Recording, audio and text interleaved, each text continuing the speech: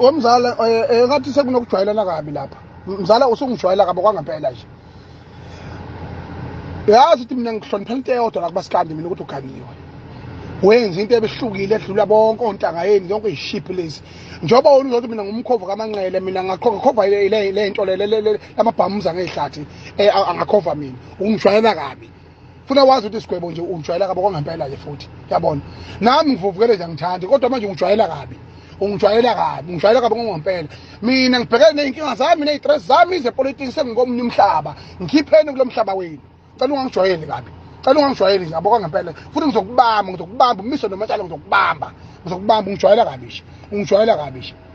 Khonkothanani le fa distance kude ungosondela kimi wena ujwayele njalo wena sigwebo ukuthi ufike ukhuluma udoti bese ugijima kwenza amavidiyo uthi abantu bangabi serious kuyadlala